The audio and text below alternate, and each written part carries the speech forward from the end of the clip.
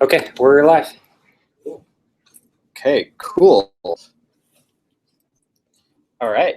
Hi, everybody. I'm Chris Totten. I am a game designer in residence / game artist in residence, depending on who you ask, at American University. I'm also the head of IGDA DC, which is the International Game Developers Association.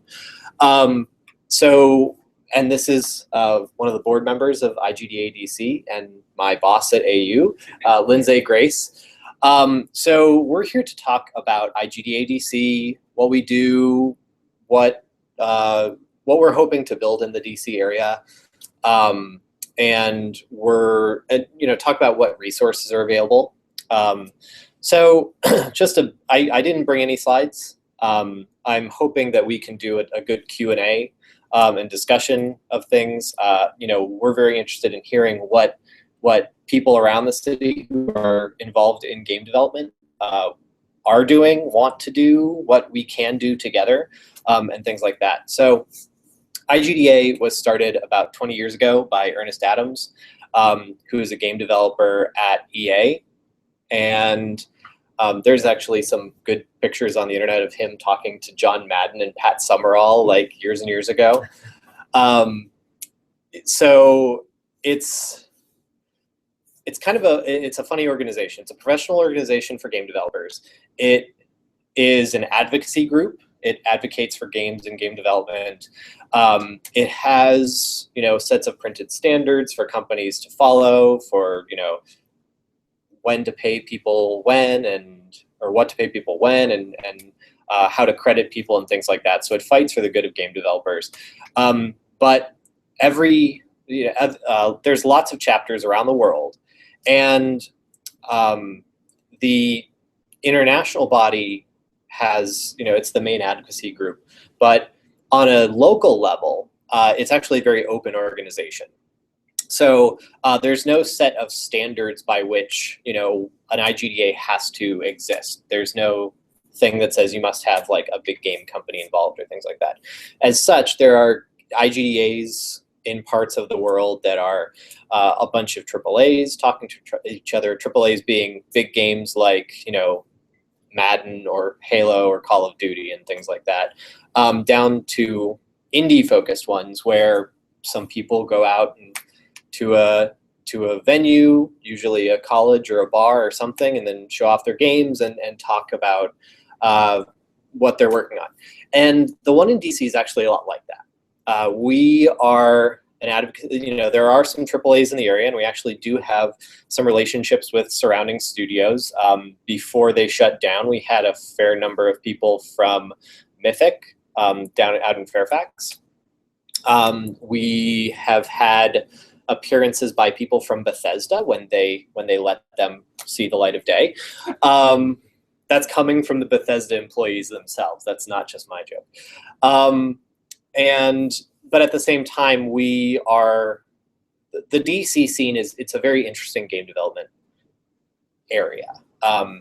It's not your traditional thing where you have a bunch of, or traditional indie scene where you have a bunch of indie developers who are full-time and they're doing these important projects that are going to be shown in like all of these venues and things like that. We have those. We have people that go out to IGF, the Indie Games Festival, and Indiecade and things like that. But we also have some people who just are government contractors who want to make games on the side to relieve some stress because they think it's kind of fun. So we're a fairly open group.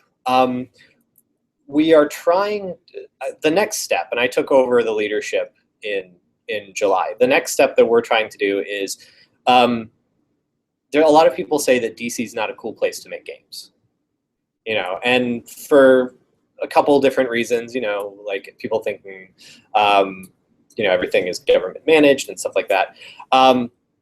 We are looking to create a good ecosystem for game development of all types.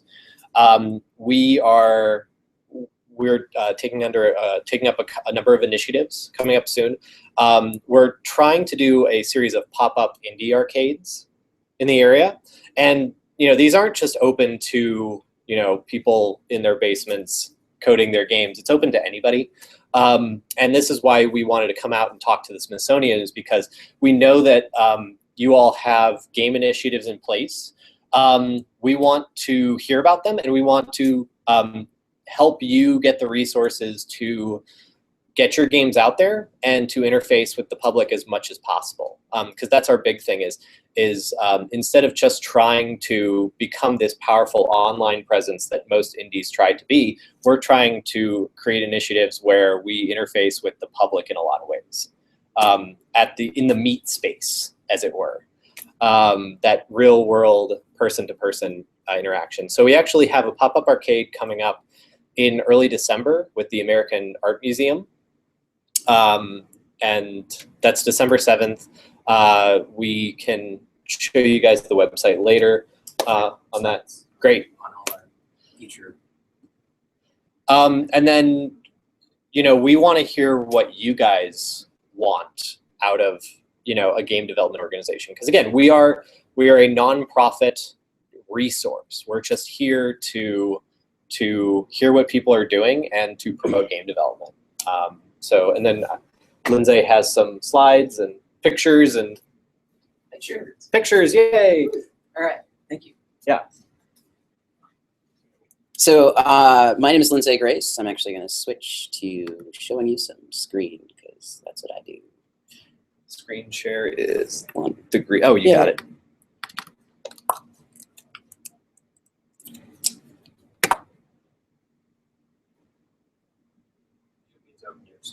Yep.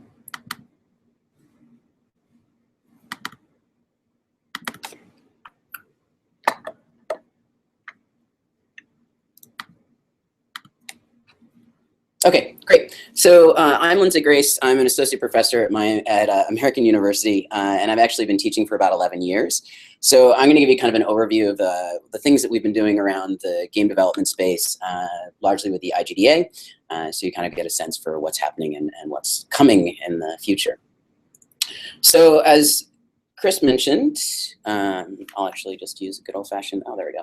As Chris mentioned, it's the International Game Developers Association. It's about 12,000 people worldwide, and it's sort of a professional membership. So they do things like participate in the Game Developers Conference and have a sort of series of meetups about establishing sort of a better environment for game developers, supporting game developers, helping them with everything from understanding how to get insurance if you go indie to just sort of managing all the things that happen as you are developing games. The local chapter has more than 400 Twitter followers and more than 600 Facebook users. So it is sort of a reasonably sized scene. And then this is your leadership. So Chris is heading it. I'm supporting, and for some reason I wrote Chris's name next to David King. So that's not Chris again, but David King. A lot of what we do locally is actually just partner with local organizations to organize events that support particularly the independent games development scene. So independent games are if you're not familiar with them, a bit like indie film. So smaller budgets, bigger risks, often more interesting play. So one of the activities that is sort of an IGDA hallmark, and a number of IGDA chapters run it, but I think this is something we did particularly well last year as partners, was the Global Game Jam. So the Global Game Jam is basically a 48-hour game-making festival. People come in with limited to no experience or highly experienced professionals, and they have no idea what they're going to make, but on Friday evening, a theme is announced. They execute on that theme, and by Sunday afternoon, they're done. This is sort of one of the original game jams. Game jams in themselves have become much more popular. I'm on the board of directors for the Global Game Jam, so if you have questions about how that works, how we orchestrate that at this scale, 25,000 participants, I can answer that. And those are some of the locations. So it's a really nice sort of global experience. And all of these are also randomized teams. Yes. So you don't necessarily know who you're going to be working with. Yeah. Yeah, which is really great. And you can pair people, so you may have like 2 audio people and a programmer, and the game reflects that, which I think is really cool. I've worked with people during game jams, like Global Game Jam, and then worked with them for like the next couple of years on games. You know, it's really great to form partnerships. And I'd say this year there's maybe been 6 or so awards for games developed during this 48-hour period. Yeah. So it's pretty significant given how much investment. So we did one with the IGDA local chapter at American University. So there's the 50 plus people that participated in ours.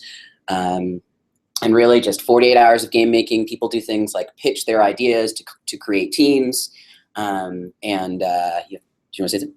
Yeah. We ran 2 sites last year. We ran this one at American University, and then we did one at George Mason University. And the George Mason site had 110 people at it. And again, we had like 24 or 5 games come out of it. Some are still in development. So again, it's a really good creative event. This year we're actually doing, well, I don't know if I have it. Okay, great. I got it. So at the event, we do things like analog design as well. So it's not just about digital game design. So this is one of the things I thought was sort of a charming narrative game that they had created. And of course, we do digital. And as I mentioned, it was in partnership with the Game Lab, which is a new initiative at American University. It's about a year old. And basically what we're doing is creating both a curricular initiative and a studio. So we're making games professionally. We've got 2 main clients right now. There's our website in case you've never seen a website. And then we have the 2015 location, which I think Chris can talk more about, but basically it's at MagFest. You want to talk about MagFest as well? So MagFest. I love MagFest. MagFest is our local music and gaming festival. So it's it was started, this year is going to be the 13th MagFest. It was started 13 years ago as sort of a, like, let's make E3 for the East Coast kind of thing. E3 is the Electronic Entertainment Expo. And it's a big game industry event. It's become a big marketing event. But this has evolved into a fan-focused convention, but with a big focus on game cover bands. So you'll see like metal bands playing music from like old Nintendo games, which is pretty fantastic. And then there's also a component called Mages, which is an educational, like learn about game culture and game design sort of thing. And I've been involved in Mages for the last couple of years. This year, so they always have it in National Harbor at the Gaylord National. And it's usually the first weekend in January.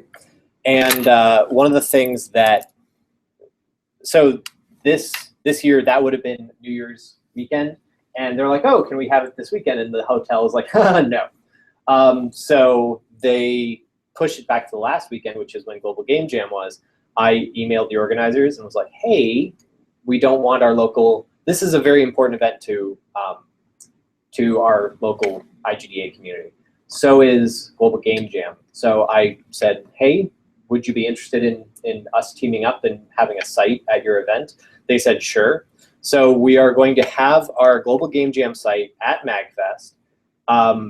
Yeah, and we're going to use what MagFest has to create some really cool incentives for teams. So they have bands, so there's lots of musicians roaming around, so we're hoping that we can interface with them to get some music. They have voice actors, famous game voice actors, so if anybody remembers the game Duke Nukem, that guy's usually around, so we're going to ask him nicely, hopefully. Same with the voice of GLaDOS from Portal, she usually comes.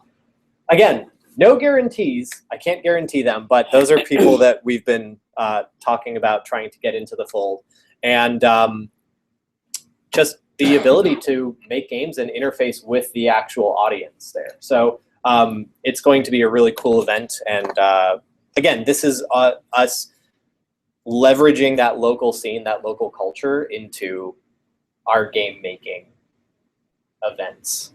From the Global Game Jam sort of executive board, one of the big challenges is that we're trying to understand how to evolve it. So we're going on about year 6 or 7 now, and this marks a kind of evolution. So I don't know if you mentioned this, but about 12,000 people or so attend MagFest. Yeah. 8 to 12. It's probably going to be even bigger this year. Yeah, and it keeps getting bigger. So it's really interesting to juxtapose that with this intense game making experience right in the middle.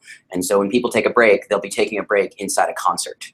Which is an interesting space to do it. So well, and it's funny too, because there actually has been, we're teaming up in our local, like, let's share our game making efforts with the Baltimore scene, which has been through the benevolence of some of the guys from Firaxis Games they make games like Civilization.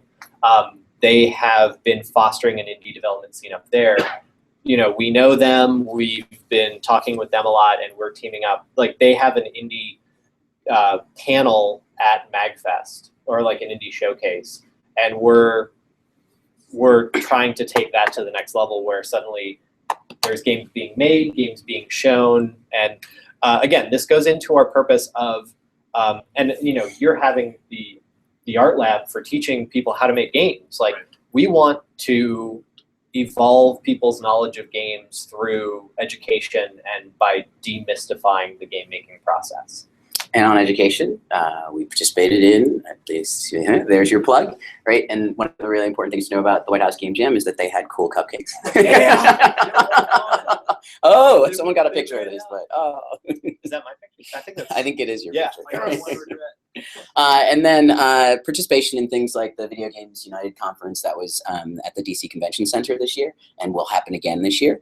IGDA had a booth showcasing games from local developers. Yep. Right. We had a whole. We walked into the entrance and there was Indie Alley right there, and it was all local games. And so the plan is to grow that environment. As well, as Chris mentioned, we have the Smithsonian American Art Museum show we're putting together, basically Indies from the Middle, which is kind of a pop-up arcade. So we can talk about that if you have questions about it. We're still soliciting submissions, so we don't know how it's going to form, but it's going to go well. And then also just helping people understand emerging game technologies. So we have various sort of training events, sessions to help people understand how certain things work, including sort of the fundamental training and tutorial approach. This is actually one of our students working on an Oculus Rift game. And then just, 2 weeks ago, you ran That was last week. Tech tutorial last week on a tool called Construct for making quick 2D games. That's me as Mega Man. For a really cool concept you put together, which is basically the Ice Bucket Challenge game. I did it as a old school 8-bit platformer. We also have things like feedback sessions where people just bring their games, we sit around, we play them, they get play tested, they learn what works, what doesn't in front of a new audience. And then we do things like social hours. We actually just talk and drink and eat. And then there's sort of IGDA partnership and support for local game events. So one of the things that American University is working on is something called the Game Diversity Summit. Essentially, one of the things that is a sort of challenge within the larger gamescape is the lack of representation, particularly by females and by various minority groups. And so one of the things we do is we run this Diversity Summit. This year's Diversity Summit is actually focused on sort of getting a job and getting into the industry. And so last year we only had about 20 participants. This year we're looking at more than 60, and they're coming from as far as Philadelphia. I think it's 70 now. Yeah, it's 75. Never like to overstate. Oh, okay.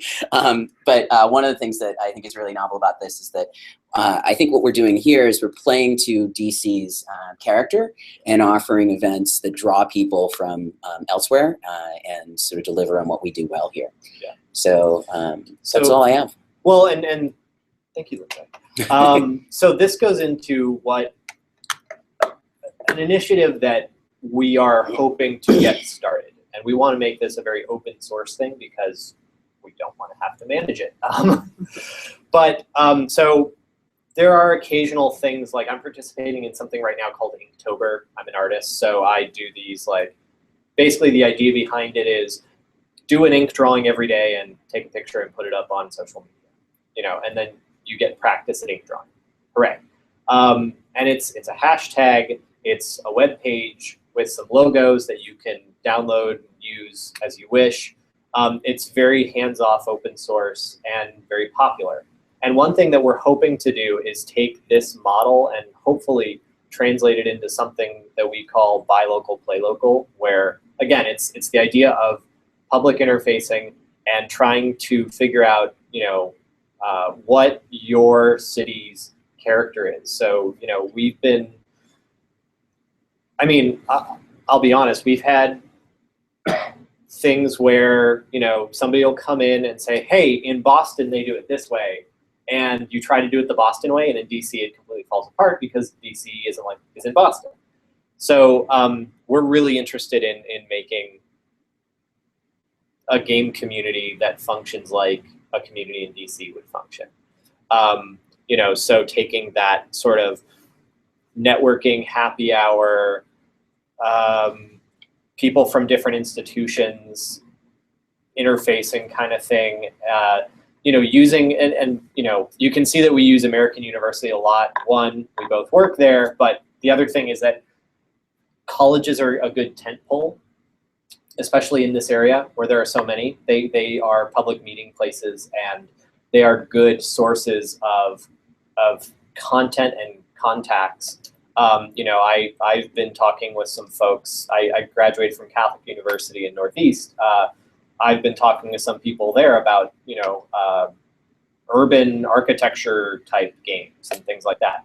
So we're really interested in interfacing with these public institutions like the Smithsonian to see how to form the game development Avengers in the city. Yeah. Or Justice League if you're more of a DC fan. So yeah, really, are there any questions that, we want to hear from you guys. We want to see if there's any ideas, questions, comments. Yeah. Yeah, we have a ton of content, historical content about DC. Okay. The Smithsonian, and some really great fun stories about how we developed. I'm working on an exhibition about that history for the council. Okay. One of more interactive experiences for visitors. So I guess the thing I'm really interested in is possibly a hackathon using content. I don't know if something for the game lab is a good way to go, or with the students that are coming into art lab. So that's just my interest, and also learning about games and stuff like that. Yeah, yeah. So there's a couple of, so I'll give you the high level. So I've been serving on a couple of these committees around what to do with this content, how to engage people, et cetera. And so the hackathon approach has worked. One of the challenges there is pulling together the right set of people early. It's not as simple, and I think sometimes it's misunderstood that it's simply build it and they will come. So if we offer it, it will come. We actually postponed, we were gonna do a game jam with the museum. And one of the things you have to be really careful about is your timing. And our timing was awful. It was actually the same weekend as the Online News Organization's national conference. Yeah. So anyone who was really interested would not be in DC. They'd be in Chicago at the time. Yeah. So we had to sort of figure out where to put it again. But as you may know, may not know, is that the game jam approach is beyond blossoming at this point. A lot of people are trying to execute them. So if you're really forward thinking, I think you start to ask questions about how can I run them better? How can I sort of make them an opportunity that that allows people to flourish? And so, I'm happy to talk to you sometime about like brainstorming solutions that take the hackathon approach, but then really get at what you are trying to accomplish. Yeah. Because unfortunately, there's so many opportunities now that you're starting to dissipate. So Yeah. you're not getting your best developers. Global Game Jam's old, but there's Ludum Dare. There's I'm actually pitched I'm not sure if it's going to happen or not, but a GDC talk with some of the organizers at various game jams. Honestly, any month of the year, you could participate in 2 to 3 at this point, which means that people have to figure out what they want and what's most attractive to them. Yeah. So, yeah. Yeah, but at the same time, again, it's about how do you spin it in such a way that it's different but approachable. Again, I'm really big into the idea of teaching, game jams are great for game developers who've made games before. I think the key there can also be how do you get people, and you mentioned talking to Art Lab, how do you get people who don't make games regularly to understand how games are made? And I think there is a lot of opportunities, especially with, games, the way you're supposed to make games, quote unquote, is like 3D modeling and pixel art and 2D art and things like that. There's a really popular game that was made by a 5-year-old with a set of crayons, and they just scanned the art in. It's called Sissy's Magical Pony Corn Adventure. You can display anything on a computer. So now we can suddenly take the process of making games and make it really approachable. So I think there's opportunity, and I think that's a way you could look forward, especially when you're dealing with a lot of non-digital materials, is how do you take digitized versions of that and make it so that somebody can like kind of arrange their own game who maybe didn't do that before. And also, so at Department of Ed, we totally jumped on the game jam wagon, obviously. And we're still like running with that. The novelty we tried to go for there, especially was like bringing the right people. Yeah. Yes. We made a really like focused effort to invite the right people, especially like educators and students who came from part of that. But we're also looking at how to build on other hackathon type events that are going on, and see how, like, we're talking to a group called Major League Hacking, which is campus hackathons. Not game jam specifically, but about doing like sort of office of ed tech, so how to get those students thinking about making technology for education. So how can we, instead of trying to build our whole own thing there, how can we just sort of jump into what they're doing and be supportive? In that space, one of the things we've experimented with, and one of the things that I've been trying to pitch around the country, is this idea that you basically offer achievements or incentives at existing events. So you do something like Global Game Jam, and you say, we did this last year, Newseum gave us some money and sort of prizes, so the incentive is in the money or the recognition. So they could have had the opportunity, if they'd made a news game at Global Game Jam, to have shown their game at the Newseum, which is much better than just sort of putting it back on the website and waiting and hoping someday someone finds it to download. Yeah.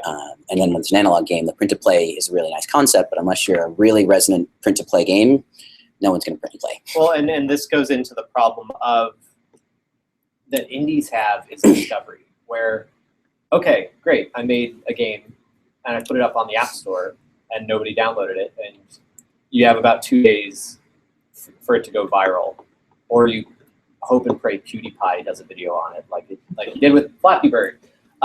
And it's not a good ecosystem. And then all the things that are, the award shows and things like that, they're so centralized, and, there's lots of bad things you can say about them and judging only people they know and things like that. And this is why we really want to do these really grassroots approaches where, forget trying to get it discovered online. Let's try to say, okay, if you make this, you can present it at this place, or take it to this event or that event. One thing, for example, we're doing with the pop-up arcade, the Indies from the Middle, is that we actually have a track for social impact games, which don't get seen a lot. So we're trying to create more venues for things to get attention. In case you missed it, that was a plug in case you know someone who's developing a social impact game and would Yes. like to show it. Yes. White House Game Jam guy. Curious too. Well, I have one real quick logistical question. So the MagFest and Global Game Jam are happening on the last week of Jan, correct? Yes. At National Level. Yes. And the other question too is, would you talk a little bit more about just Game Lab in general? Sure. At American University, kind of like what are all kind of the initiatives you're going on? Sure. So basically what happened is about 2 years ago, a couple of deans and the provost said, we need to be in the game space. One of the deans had actually run one of the top 10 games programs out in Vermont, which is an interesting place to run a top 10 games program. And so they hired me and Mike Trainer, and then later Chris Totten and Josh McCoy to create both the curricular initiative and the studio. So short version on the curriculum is right now we're offering one master's degree with another master's degree on its way, largely focused obviously on graduate programs, although we do have some undergraduate course offerings. And the focus of our program on the curricular side in particular is persuasive play. So the idea is games designed to change people's interests, activities, and opinions, which is highly resonant in the education space, but also resonant in the social impact space. Very much like what I talked about in terms of IGDA's objectives, what we're trying to do is make sure that we are doing what DC does well. Yeah. So the partners that we have, I can finally mention one. For last year, I've been able to say partners and never tell anyone because the NDAs haven't been signed, and there's all kinds of other contracts that need to be signed. But about a week ago, we announced that Knight Foundation gave us a philanthropic gift of $250,000, $250,000, to start something we're calling the JOLT Initiative. Basically, it's taking all these sort of engagement strategies that we see in games and applying them to news and media. So how can we restructure the way that news is led, reported, collected, etc., using ludic practice, so what we understand from persuasive play in particular. And so one of the things that we're doing in that is we're actually offering 3 fully funded fellows. So there'll be 3 graduate students who are plants in the regular curriculum, and they get all their tuition paid for and all their living expenses paid for. So we're looking for really stellar people because we're paying a lot for them. And then we also have a professional fellowship as well. So 3 professional fellows who are people who are in media industries who are also helping us. Basically, we're just organizing a bunch of events and trying to think tank these really big problems in journalism and media. So we have run 2 summits and we'll run 4 workshops all in the DC area to try and get people to start thinking 10 to 15 years in the future. And with this sort of assumption, I've been teaching games for about 11 years, and I keep telling people it's a good case study, and games end up being a kind of 21st century, it sounds cheesy to say, but it's 21st century liberal art, because they're asking for so many dimensions of understanding psychology, sociology, anthropology, as well as computer science, aesthetic, art, etc. What ends up happening is they're really interesting for us to say, these problems are going to persist across lots of different disciplines, and games are a great place to start that conversation. Well, and again, to piggyback on a point you made when you said what DC does really well, and I keep nailing this point a lot, but you know, and it goes a little bit into Vermont's an interesting place to have game program. People always think of game programs out in California because that's where the entertainment industry is, and people think of games as solely entertainment. The idea behind something like this, and again, where this fits in with trying to figure out the DC brand of game that comes out of it. And yeah, we make fun games. I'm making a zombie game right now. But the idea being, let's take, we're looking at games as a larger media, part of a larger media strategy. So something like what you're doing with the archives is, it's part of, we have this collection, but games can be a way for people to interact with the collection in a new and interesting way. Or, you can embody within within rules of a game a set of ideas and have people explore those ideas, again, through game mechanics, and then they can form their own opinion. So, we're really looking at games as a communication medium, and again, part of the cheesy 21st century liberal art. I come from an architectural background, and I mean, this is how we think. It's like, okay, I'm going to design a hospital, so I get to learn about how doctors do what they do and what they need, and then I'm going to design around what they do and what they need. It's the same thing with game development. We are like, okay, well, I'm making a game about nursing, so to use the same theme, and maybe then I have to put my game together in such a way that it embodies the procedures that somebody would have to take to accomplish what they do. So that's something we're very highly focused on, both at the Game Lab and trying to foster in this area. The other half that I didn't explain to you is just the studio. So the idea behind the studio is we have a combination of faculty, professional relationships, and students working on games for clients. So the agreements we have now, kind of think of it as sort of an outsourced consultancy. So everything from generating design documents to doing full-scale development. And it's integrated in the curriculum, so the students participate in it regardless, so that when they graduate, they actually have something in their portfolio. Yeah. Has Global Game Jam done anything with education specifically, since you mentioned the museum type? No. But one of the things, I guess I can talk about this now. I have all these things that I'm like, I don't know if I can say. And in DC in particular, right, there's a bunch of secrets in my head. Yeah. So I think it's been announced. I'm sure it's been announced at least at the light level. So Susan Gold, who's one of the original founders, is working on an initiative that we're all behind and we're also working on in our own way. But basically, Global Game Jam is starting Global Game Gift, where we'll be partnering with studios. The studios will do their own, just as you were talking about getting the best people in, the studios will be doing their own game jams for a philanthropy. And so I can't say which philanthropy is first, but I was just speaking at the Red Cross last week, so like Red Cross type things. So Red Cross is interested in international humanitarian law, and so they have these, like you had said, I have this content and I want people to understand it, but we don't have game developers. And one thing people had to learn in the last decade is that you just can't say I'm going to make a game and become a game designer and developer. And so what they're realizing is that things like Global Game Gift work well. So I know I have great educational content, but I need someone who knows how to make games, make it, not just hire 2 developers and say they'll figure it out, because that doesn't work very well. There's a lot of bad games out there. Yeah. There's a lot of bad job postings out there for that. Is that the education side you're asking, or is it more sort of like training how to make games? Like K-12 education, so that's part of education. Yeah. Yep. So we're interested in moving the indie and entertainment industry in general, thinking about how to make compelling content for students. The same reason we did the White House Games Jam, but scaling that effort. Yep.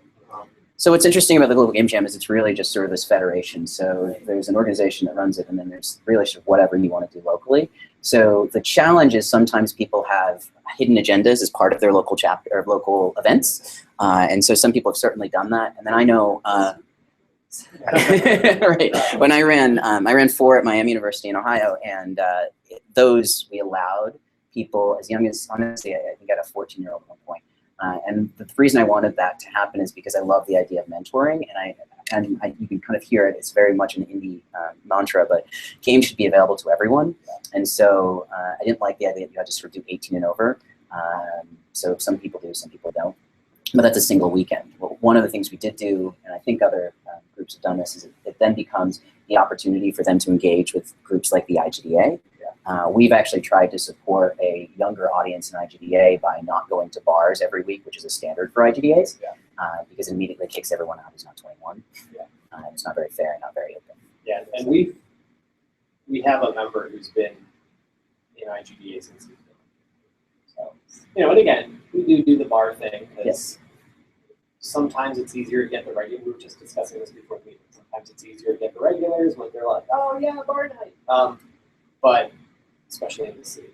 But yeah, you try to make an interesting balance, and I think, going on with that, a thing that I'd like to see, again, I see this as something that would be step 5 and we're on step 1, is almost like, how do you package something where like a K-12 teacher can like learn some basic game design and then make that into the class. That's something that I think, again, one of my main missions is let's demystify game development so that people can approach it more and we can see it. Because there's a lot of game design educators and theorists that have said, like, game development is the medium of the 21st century as we see it right now. And the more people we can have participate, the better. GDC is great. It's super closed off because an actual ticket that you can really do anything with is like $2,000. But you go to East Coast Game Conference, you pay $100. I've seen kids there with their moms that want to learn about games. So there could be more opportunities, and I think we're in a good place where we can build opportunities for that. So we have about 5 minutes left. If there's one more question, and then I'm sure you can follow up on one after. That's one question I keep saying that DC does well. What is your definition of that? Purposeful play is one thing because of all of the museums and all of this sort of, the other thing I think is social impact. So the Games for Change sort of original meeting I think was actually in DC with a bunch of folks before it became a festival. And so there's a lot of energy behind that, which we're trying to tap into, and a lot of interest and objective. Well, and I think one of the things, I lived in DC for 11 years. One of the things that I've seen it do well, and by the way, I apologize for the government-run crap from the beginning, because I'm like, wait, the Smithsonian's government-run. quasi. But the cool, what you have is a lot of people who are really good at stuff. And those people who are really good at stuff go out and talk. And like I can go out to any given place and just have a conversation with somebody, and suddenly you realize, oh my gosh, you're the missing piece in this thing that I've been trying to do. You know, exchange business cards, shake hands, you know. And I think that is a really big thing about DC. This is why I really want to do stuff like this, where we are forward-facing as much as possible, because, you know, there are things we can't do because of the way policies are and because of the way NDAs are and things like that. But we also have people who on the side are able to do stuff and can meet in very informal ways and can get a lot done. So I think that sort of organic community building, I mean, you see it on Meetup. Meetup in DC is like the greatest thing in the world. You can find anything you want. And I've seen so many Meetup groups of very skilled individuals happen organically.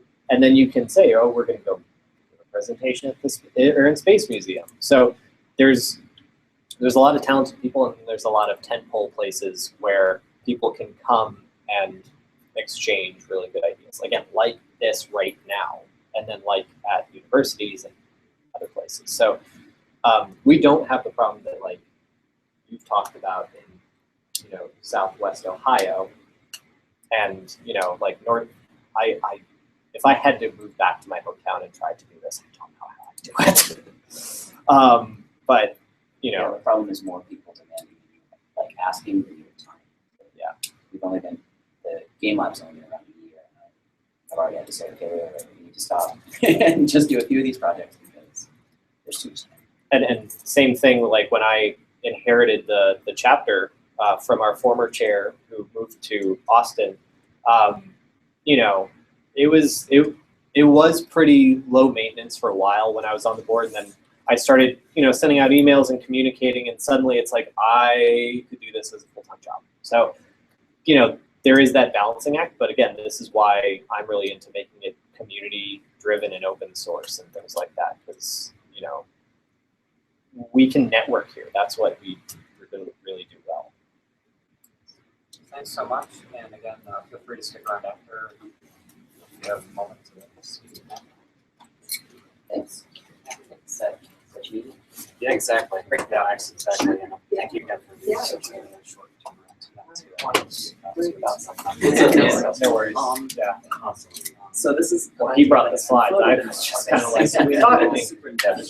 I talk a lot, so. Yeah, we're professors too, right?